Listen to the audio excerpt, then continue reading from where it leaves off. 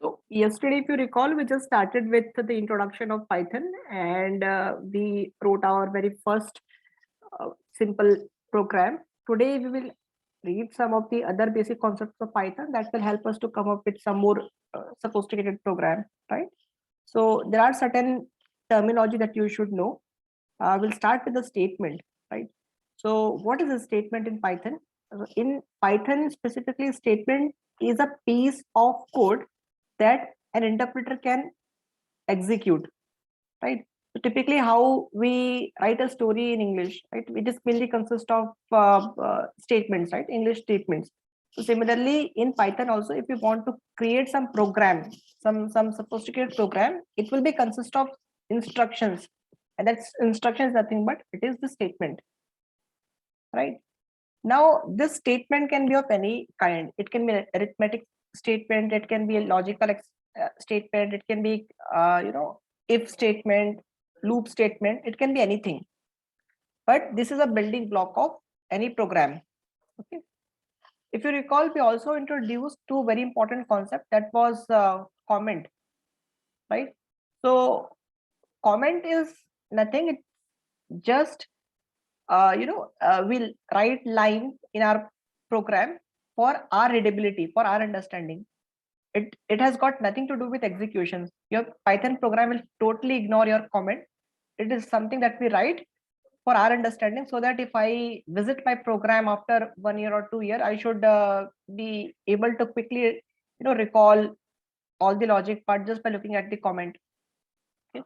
And this comment can be single line as well as multi-line. So here in the screen you see I have written one small program, a program that does the summation of number, right? So this is arithmetic statement first of all, because we are performing some arithmetic operation here, right? And here you see I have kept my operand in multiple lines, okay, by putting this operator, right? So what this operator means is it simply says that your instruction is not ended here. Your statement is a multi-line statement, and first of all, it will go through till this line, and after that, it will execute, right? And this is part of comment, right? So it simply says that explicit line continuations. This is for my understanding. Okay. Now talking about the assignment part. So yesterday, if you recall, we have also created certain variables, right? So yesterday, what we did is we created one variable in each line. For example, here what we did is 1 b equal to 2, c is equals to 3, right? So here what we are doing is in each line we are defining one statement. So this is one statement, this is another statement, this is another statement, right? Instead of this, there's a compact way of writing this. Instead of this, we could have written something like a comma b comma c is equal to 1 comma 2 comma 3, right? So both of these two things mean same. Here I am doing the assignment operation in just one line. Okay. Don't think that if I'm writing more number of lines, that means my code is getting inefficient. It is nothing to do with the number of lines. We are writing in this way not to make our code more efficient, rather for the sake of compactness. Okay. Yeah. So we covered statement, we covered comment, right? And yeah, so here you'll see that here again I am assigning multiple constant to my variable, and here I'm separating my each statement through semicolon. So that is another way of doing it. You could have simply done by comma also, that is still fine, like the way I just showed you, but this is another way of doing it. Okay. Now the next thing is Python indentation. Okay, so most of the programming language like C or C++, Java, they uses braces, right, to define the block of code. For example, if you're trying to create some big program, you're trying to create a program like calculator, So typically, any calculator will have multiple functionality. It will have functionality for addition, it will have functionality for subtraction, multiplication, division. It will have a lot of functionality. So what you as a developer would prefer is you would like to have all the codes for addition operation in one place, all the code for multiplication operation in one place, right? So what we do is we wrap these different functionalities into functions, right? So that our code becomes modular. Are you getting this thing? Yeah. Okay.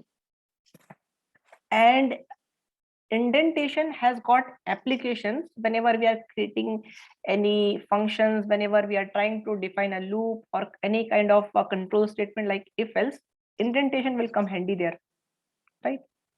So here I am showing you an example. This is an example of looping concept. Here I'm using a for loop. I know I haven't uh, said anything about for loop.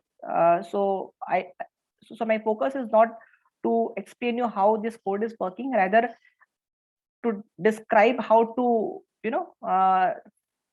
to talk more about the formatting of this piece of code, right? So here what I'm using a for loop, right? And this for loop, it will take value between 1 to 10. Okay. And whatever you will write after one indentation, so one indentation means it is consist of 4 empty spaces. So this is indentation. See, 4 space bar, 1 2 3 4, right? So this says that whatever you will mention after one indentation, that could be the body of your for loop, right? The moment you write something here,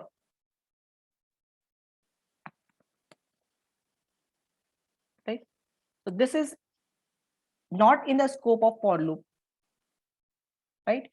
So if you want to write in a body of for loop, you need to put indentation. This simply says that all these things which is after 4 white spaces, they all are constituting the body of for loop.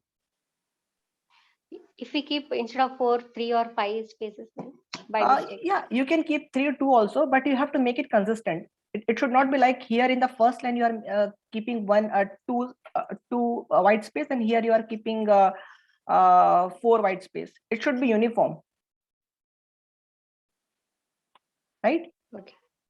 So normally what I prefer and what I'll also suggest you is, instead of manually putting spaces from your space bar, because sometimes what happens is if you're writing a big program and there is really tight deadline, you might miss 1 or 2 space bar.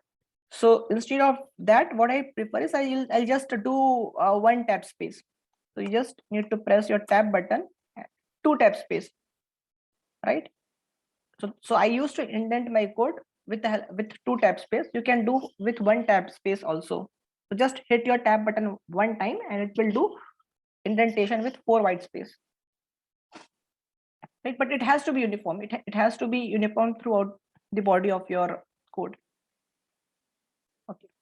Now see, this indentation, it is not only helpful from the syntactic point of view, it is also helpful for readability purpose also, right? We can easily understand by looking at this code that these are the uh, uh, code these are the statements which are in the body of my for loop, right? It makes your code neat and clean, right? Yeah. Okay. You can look at yourself also.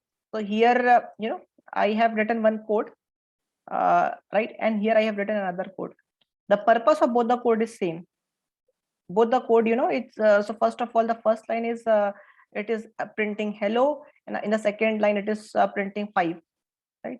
So if you look this piece of code, it looks very clear, very clean. First of all, print hello and then print a. Whereas if you look this line of code, although it is doing the same job, it is printing hello and 5, but since we have tried to append more number of lines in just single line, from readability aspect, this is not looking nice, right? It's not really easy to understand what exactly this piece of code is doing, right? Yeah. So one of the very good trademark of a good programmer is they know how to use comment and how to put indentation properly, right? If you'll put too much of comment in your code will look very verbose. If you'll put too less of comment, then it will be very difficult for your reader to understand your code. So you should know how to perfectly balance between these two, right? And that actually comes with practice. So right now we have seen a single line of comment. Now we will see multi-line comment, right? For example, if my comment is multi-line, if I want to nicely describe what this piece of code is doing, obviously one line is not sufficient, right? And also you cannot keep on writing this hashtag in front of all the line. It will not look nice. So for that is another technique, another way is using triple quotes, right? So here what I'm doing is I am defining this comment within this triple quote, right? So again, as this is a comment, this will not be executed by your interpreter. This will be ignored by your interpreter. But for me as a reader, it is making sense. It is making my life easier, right? Now, the best place to use multi-line comment is whenever you're writing one function, right? For example, you are working on a big project, big software, right? And that big software is divided into multiple folks, and you have been given a responsibility to complete one part of it. So finally, there are a team of like 5 or 6 members. They all are doing their respective parts. They will complete their respective piece of code, and after that there would be somebody sitting on top of all 5 people who will finally merge all those code together, and final version of code will be deployed somewhere so that people can use it, right? So what you as an individual analyst or developer will do is you will complete your piece of code and you will document it well, right? For example, if suppose you are writing a code that does a square of any number, right? So this is a part code you will write. You will define a function that will take some input and it will square that number, and it will return the squared number.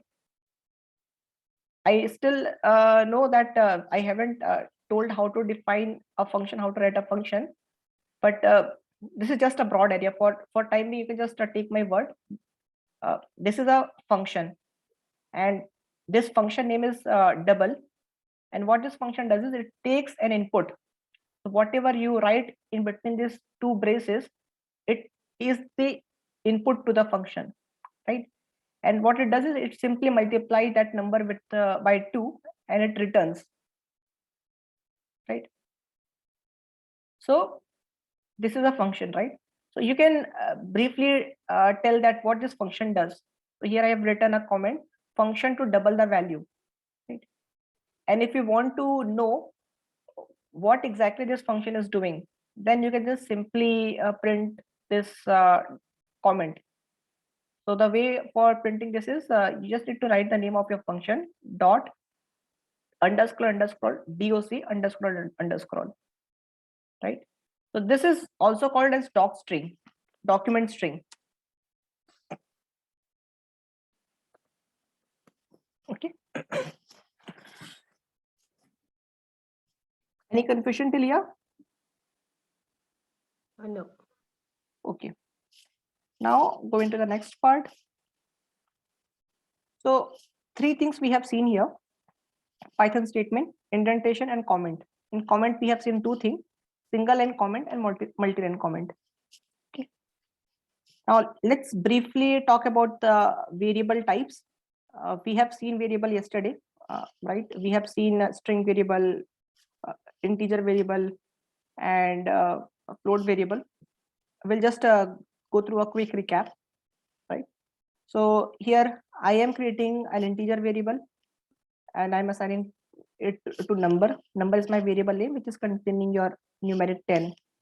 Here I'm creating float variable, integer variable, right? There is a one concept here, and trust me, many people does mistake here. What people think is variable is nothing but it's just an empty box where you can put anything, which is in abstract form it is correct, but we should also know what happens at the back end whenever we create any variable. Okay, so that I'm going to tell you now.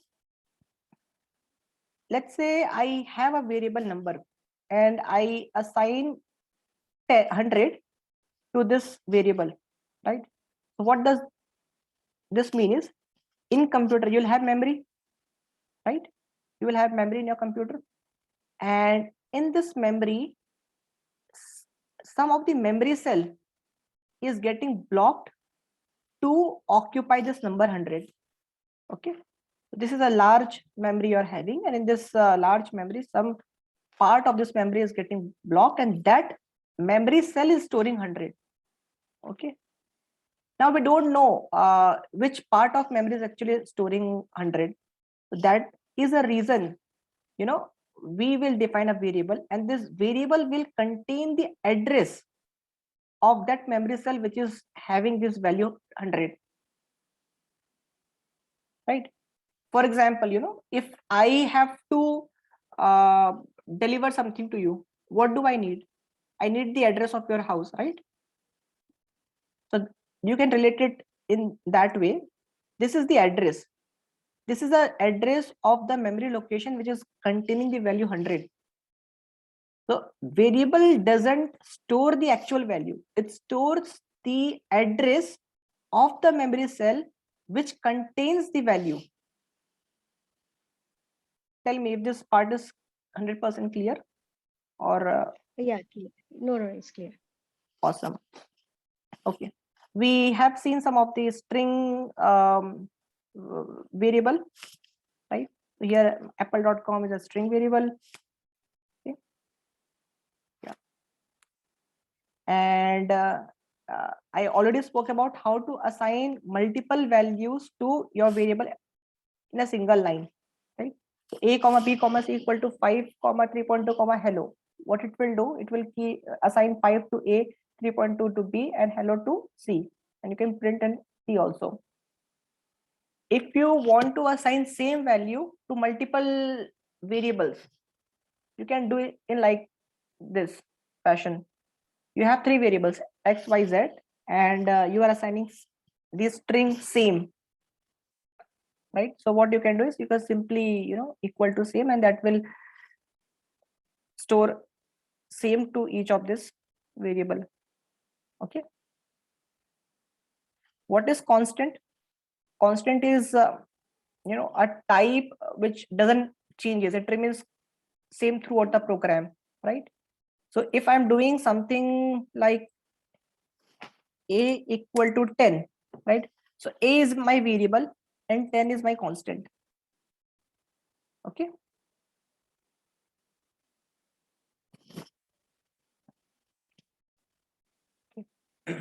yeah. Yesterday we have seen numeric values, numeric data, right? We have seen decimal, I mean, we have seen integer part and float part. There are certain other type of numeric values also apart integer and float.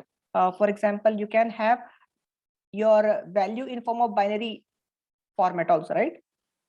You can define a binary number. So if you want to define 10, right? So how do we write 10 in binary? This is the way of writing, right? 1010 is 10, right? Yeah. So And initially we have to write a 0b before writing binary literals. yes. Zero means it will communicate that whatever thing you're writing in front of it, it is in binary format, right? If you do not specify anything in front of it, it will by default consider it is a decimal literal, decimal value. Right? Similarly, binary, we have octal also. So octal is another format. So if you write 0 O, then it will treat it as an octal number. Okay. Similarly, for hexadecimal, it is 0x. Okay. Float variable also you can define in two format. One is 10.5, which is straightforward, which is most commonly used technique. Same thing you can also do by writing 1.5 e to the power 2 e2. This means what? It means 1.5 into 10 to the power 2. This is 1.5 into 10 to the power 2. Okay. Okay, so which is what? Which is 150 only? 1.5 into 10 to the power 2 is 150, right? You can, yesterday we saw how to define an imaginary number. Yeah, so we can extract the imaginary and real part of it by writing x dot imag image, which will extract the imaginary part of it, right? So what is the imaginary part here? Imaginary part is 3.14, right? In this complex. And what is the real part? 0. 0. Right? So we can extract the imaginary and real part. We can define string also, right? So in string, yesterday we saw that you just need to put your text or character within quotes. This quote can be single quote as well as double quote. Anything is fine. Python is very liberal language. It can tolerate any format. You can put double quote also. You can put single quote also. Not a problem. Okay. Unicode, I'm not telling you now. Unicode will revisit again. Right? So this is how we define a string variable. Okay. Okay. Now let's say I have a string name, and this is Jerry. Okay. So this is a string, right? You can check whether it's a string or not. If you want to check what is the type of this data, so you need to write type and put here name. Right?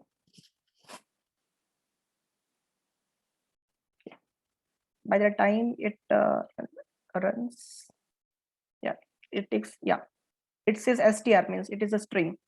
In this way you can check the type of your data. Yeah. Every data type have certain method associated with them.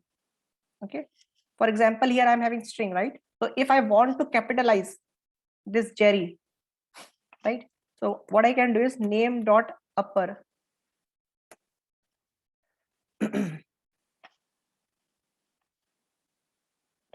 It will capitalize my letter. Okay, so this is a method, right? This is a method. Anything that you put after single dot with your data type, with your literal, it is called method. There's a very slight difference between method and a function. I'll come to that difference when I'll talk about function. But for now, you can understand that upper is one method associated with string that simply capitalize your string. Okay. All right. Now, yesterday we seen a Boolean literal also. Boolean is nothing but true or false. Okay. Now, you for throughout the concept of programming, you can just understand that true is equal to 1 and false is equal to 0. Okay.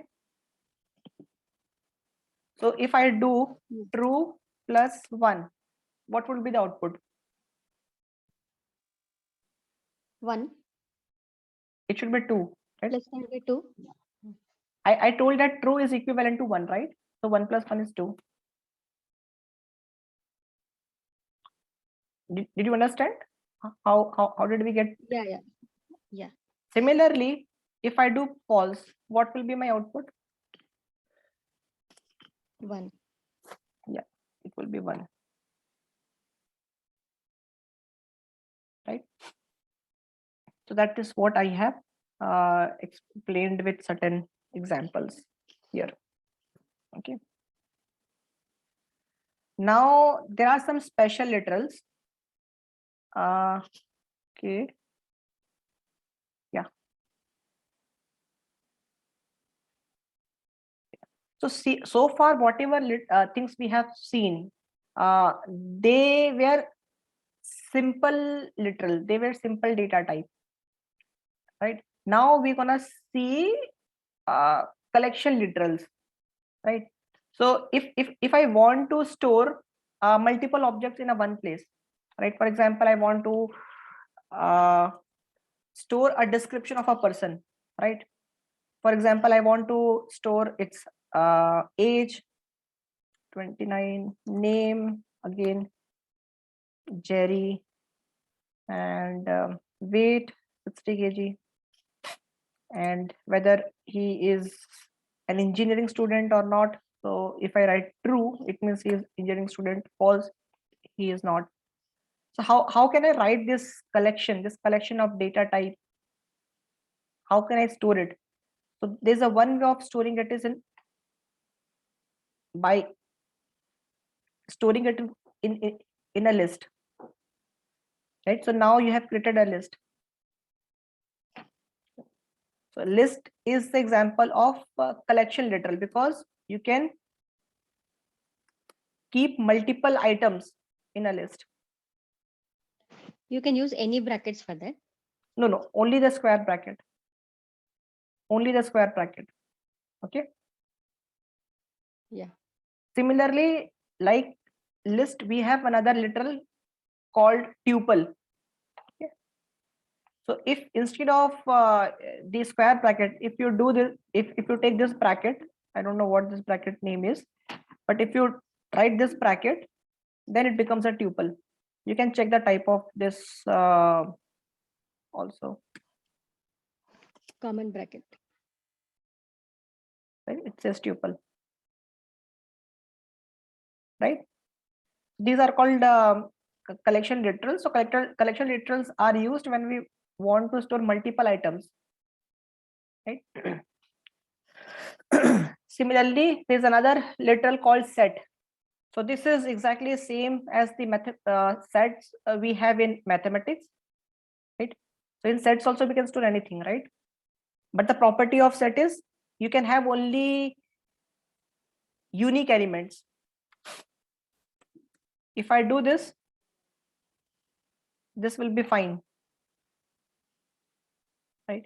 But if I do here, if I write 1 2 times, still my output will be the same because it takes only unique elements. Yeah. Right? So here you see I have defined some literals. I have defined a list, fruit, tuple, numbers, and this is called dictionary. Okay. So another literal is dictionary. So this is similar to your English dictionary only. How the data is arranged in dictionary? You have some key in that, right? And you have values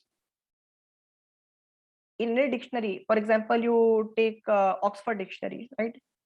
How the data is arranged? First of all, you'll have the words on top of your dictionary, and then whatever words that start with that alphabet, you have all those words meaning in the respective pages, right?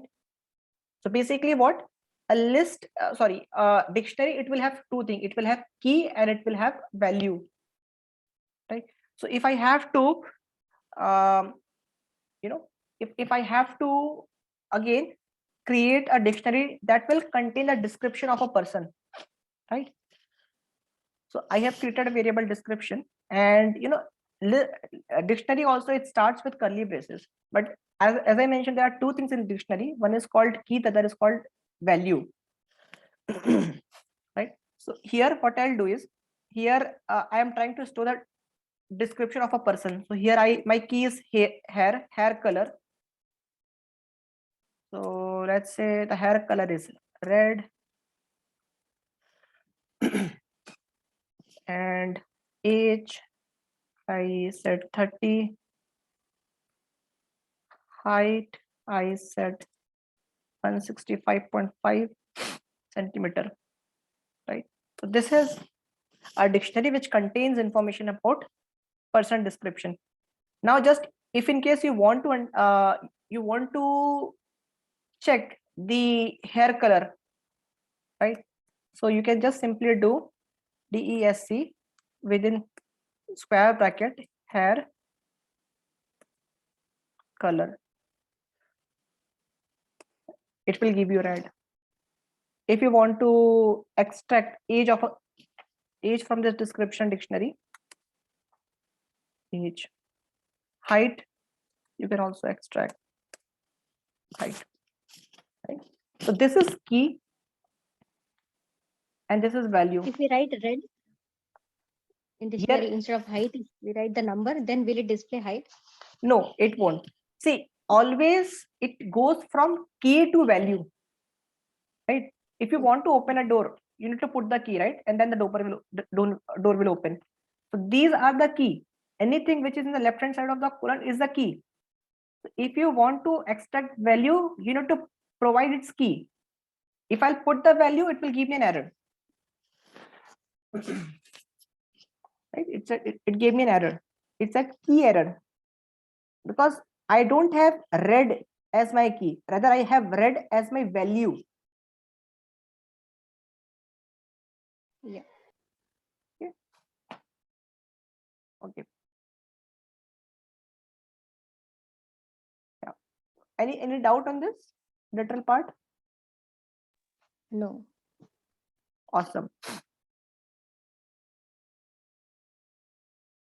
Okay. Now let us do a little bit deep dive into this literal concept. Okay. So I just talked about list, tuple, and dictionary. Now we will explain this in a detail, right? But before that, let me. Mhm. Can you show me how tuple is displayed in a program? If we Yeah. write. Yeah. So see here, here, this is tuple, right? Because this is starting with this bracket. Yeah. If I print numbers,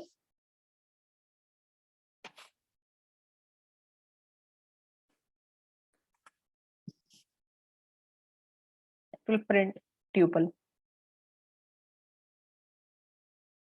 Is it fine? Oh, yeah. Again, Okay. list is also displayed in the same way. Only thing is, Yes. Yep. okay.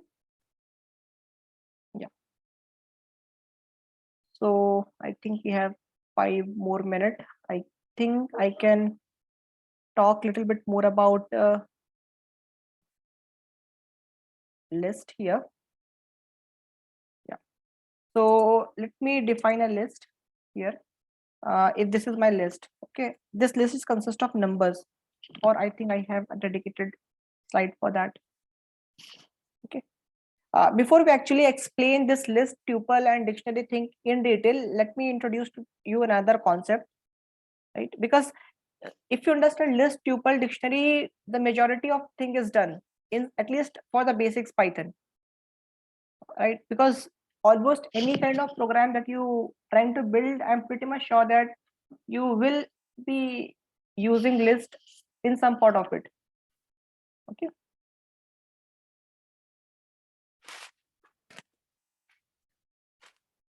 Okay.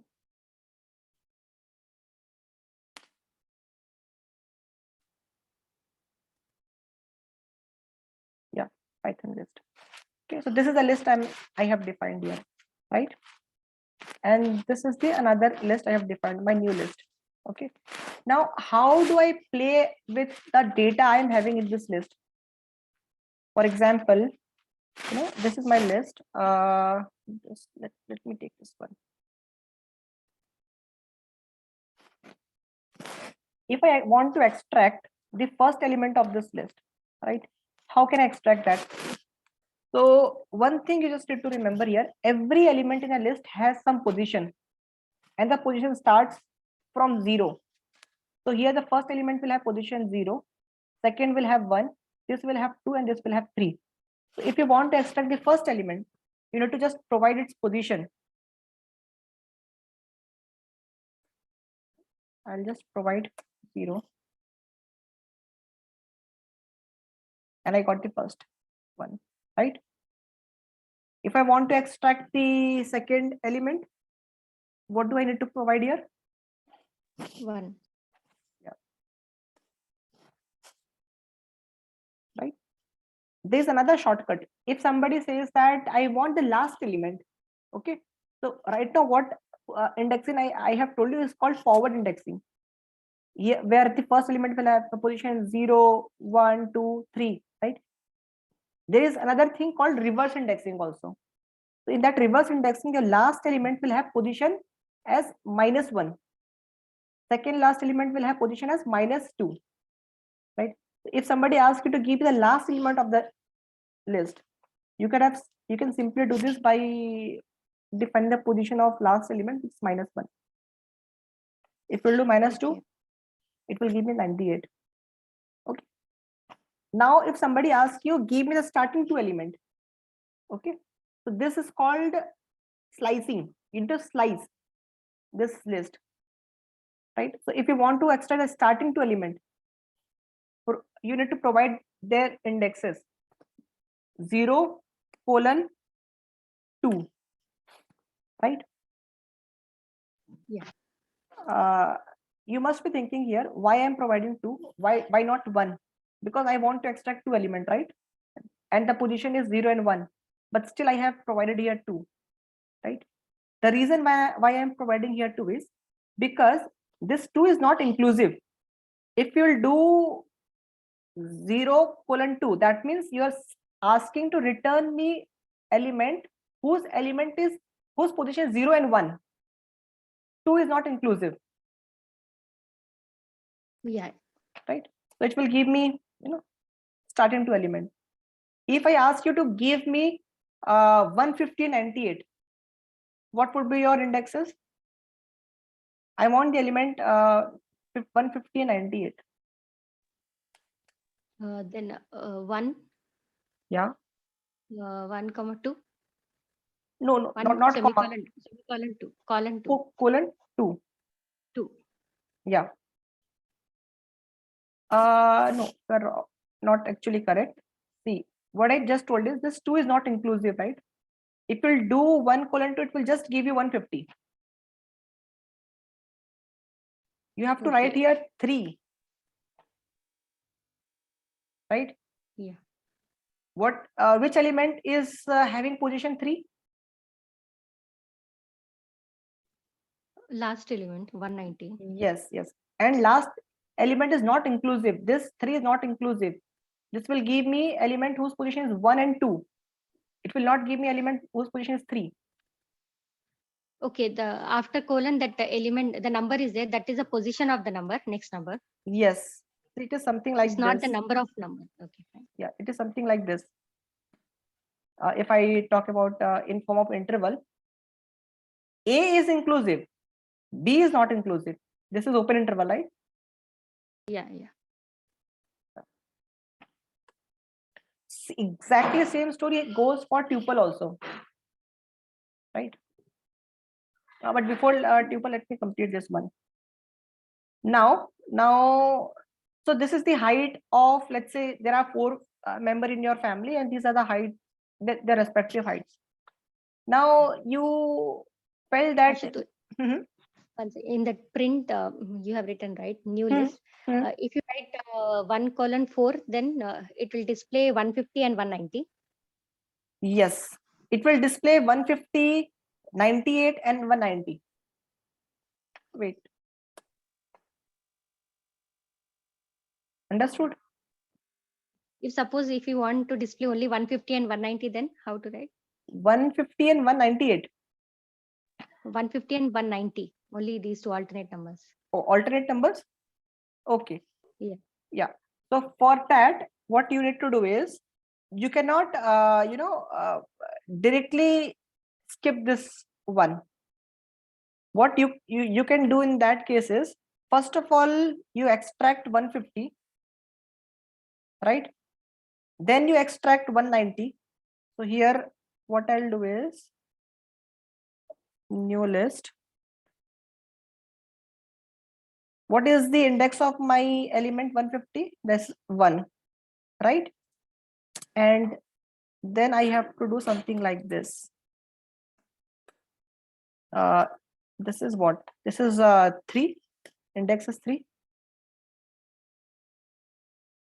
Wait, okay, so we have to wait. write separate. Okay. Yeah. Here.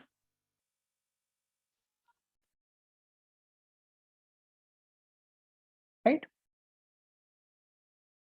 First of all, what I'm doing is I'm extracting 150 out of this. I am putting inside a list, right? And I'm extracting 190. I'm putting inside this list, and then I'm pasting those two lists together. Yeah. Right. Okay. Now, suppose you want to update any element, right?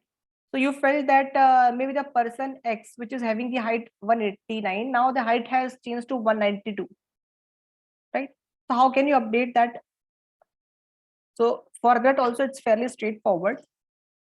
Here you need to provide the position of that element that which you want to update and put the new number from which you want to replace, right?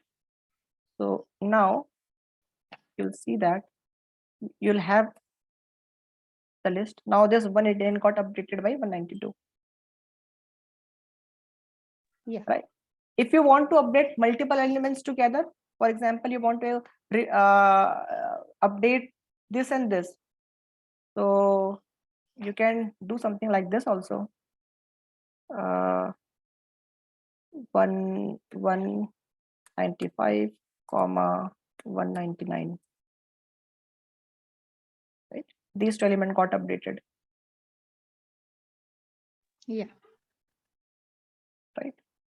Now, just imagine some guest came to your house, right? And you want to add their height also in your list. That means what you need to append their height, right? So for that, we are having method, right? Append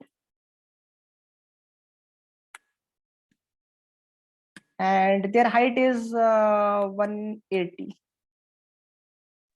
After list, you wrote a dot append. No, that was typo. Okay. And now you will check, you'll see that 180, this 180 got appended, right? Yeah. Okay. So you understood how to play with list. Yeah. Right. These are the basic operation you should know with list. Okay. Now let's go to the next thing, tuple. So in tuple also, whatever we have seen in the list, exactly same thing will happen in the tuple also. It's just that in case of tuple, you cannot edit element. Okay. If suppose I want to update, if I want to perform update operation in tuple, I'll not be able to do it. Right. You cannot perform any write operation in case of tuple. Here it will give me an error. The tuple object does not support item assignment. You're not supposed to change the element of tuple. So that is a basic difference between list and tuple. And this is a very common question you might face in any interview. What is the basic difference between list and tuple? So in case of list, you can edit the elements, right? You can modify them, whereas in case of tuple, you can't. So that is the reason list is called mutable data type. Mutable means you can change. Yeah.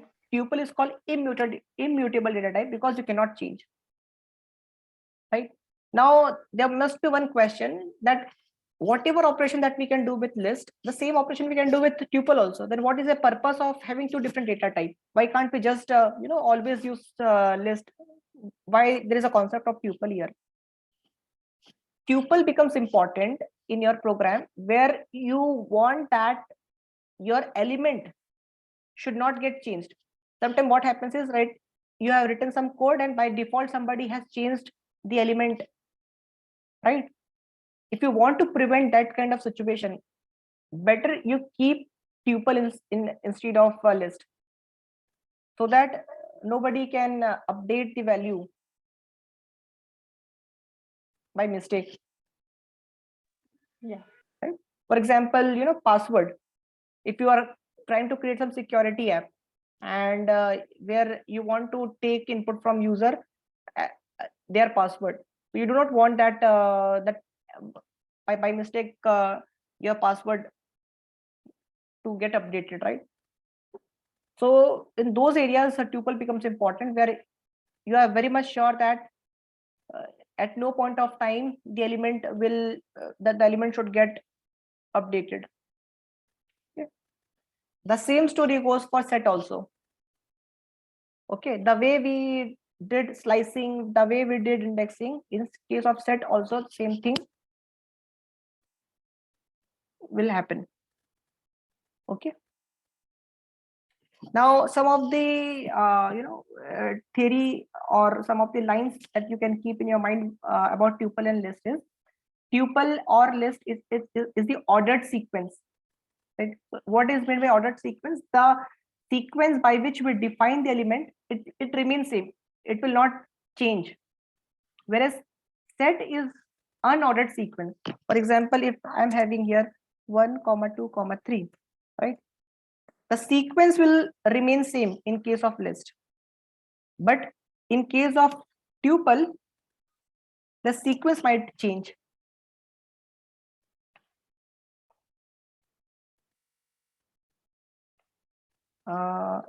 Let me write here x y z. Okay,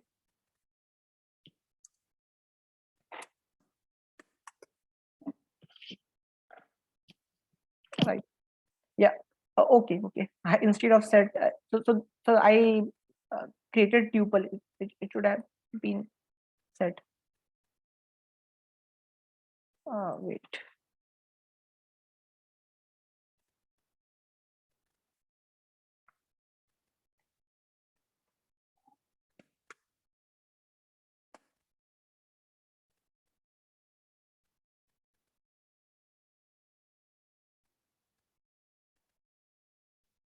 I don't know why it is taking this much time.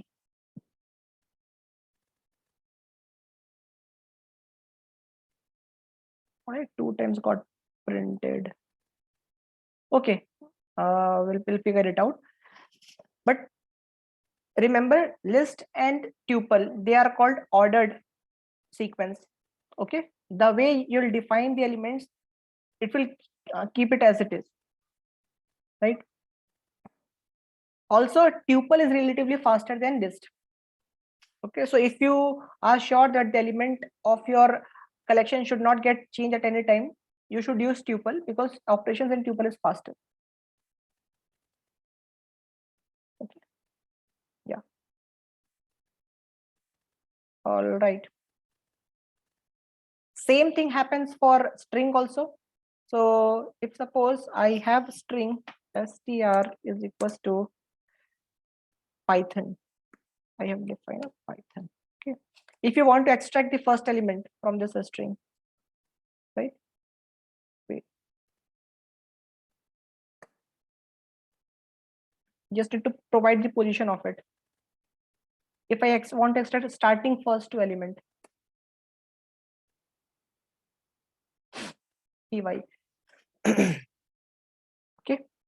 If I want to extract all the element, then there's a shortcut for that.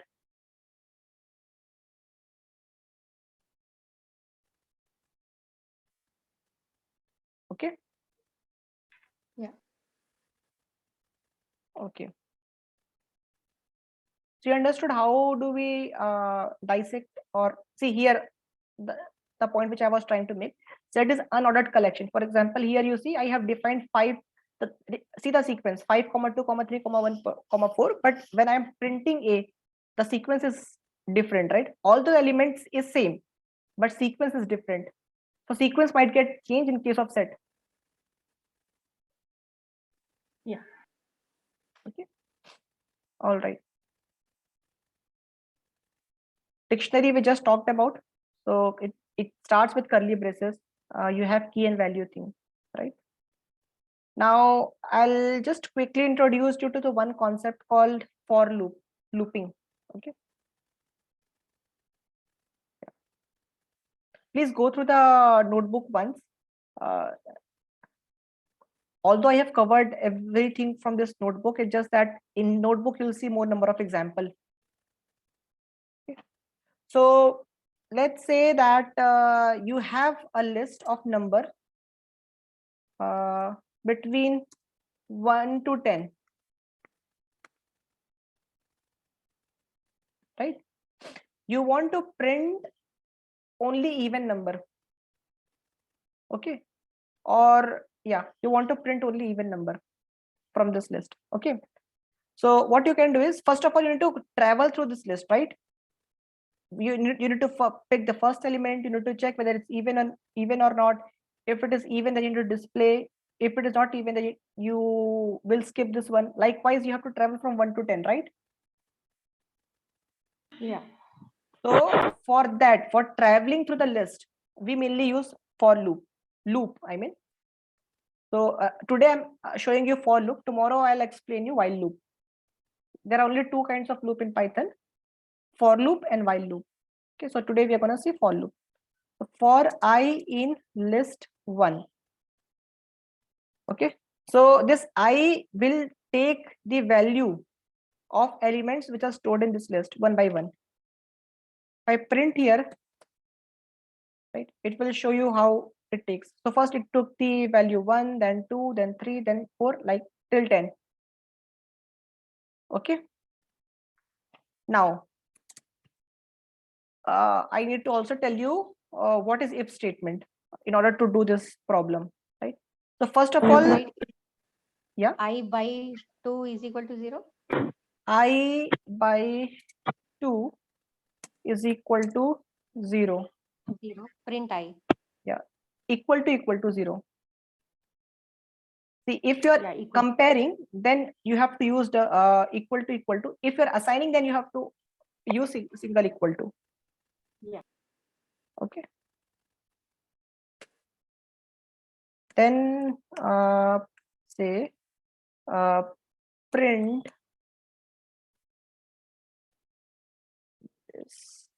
is even. I'll tell you what this print statement is having. Right? This is fine. We can't just write print I. You can write. See, what happened is, here instead of this I am putting percentile. This is fine, right? If remainder is 0, right? If remainder is, so this will give you remainder, right? Yeah. 2, 4, 6, 8, 10 is even, right? Now, actually, I purposely wrote this statement because I wanted to tell you this format of writing print. Okay. So what I have used here is I have used a curly braces, right? And rest all thing is string. Now I'm using dot format I. That means this value of I is getting placed to this location. This is called placeholder, right? Okay. So initially, what so the first number that which will satisfy this equation is what? 2, right? From this list, the first element which will satisfy this expression is what? 2. Yeah. Right? The 2 is even. After that, what? It took the value 3. Since 3 is not satisfying this expression, right? So it will not go to this block. It will not do anything. Then it took the value 4. 4 is satisfying this expression. Then 4 is even. After that, 5. 5 is not satisfying this expression. It will not do anything. Next iteration, it takes the value 6. Satisfied the equation. 6 is even. Understood? So what the format is doing? So format is just putting the value of I to this placeholder. right? Whenever it is even, it will put it. Whenever it is even, that then only this expression will run, right? Because what, this statement is a block. You see this double indentation here, that means what, this is the block of if statement. When this expression is true, in that case only this statement will get executed. Yeah. Now let's make it a little bit complicated. So now you So want if we to write format, then it will run till the end. So it will display all the numbers. We no need to keep writing. yeah. See, it is you have already written a loop, right? So it will keep on executing this block of code until it reaches the last element. Yeah. Now you want to also show that whether the number is odd or not, right? So what I'm doing here is else print this is odd. Right now 1 is odd, 2 is even, 3 is odd, 4 is even, likewise. Now let me explain you and conclude for the day. See, this is my list. It is having value 1 to 10. In the first iteration, tell me what is the value of I? In the first iteration, what I will have? I will have value 1, right? Hello? Yeah. I will have value 1 in first iteration, right? Yeah. Now, this line, it will reach to this line. Is this expression true when I equal to 1? No. So it will not execute this line. It reaches to this expression. This expression will get true, right? Because if this is not true, then obviously this has to be true, right? So yeah, in this case, 1 is odd. In the next iteration, what is the value of I? 2. 2. Is this expression true or false? Yeah, true. Yeah, I understood how it runs. Okay. So now this will. If what will happen if we skip writing format I? If you'll skip writing format I, it will see it. It will just say is even, for example.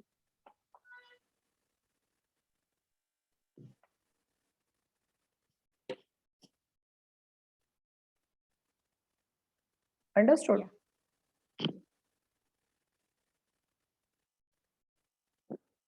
Is it clear? Yeah, it's clear. So if we have to write even numbers, means just you have to write list 2, 4, 6, 8, 10 instead of writing is even.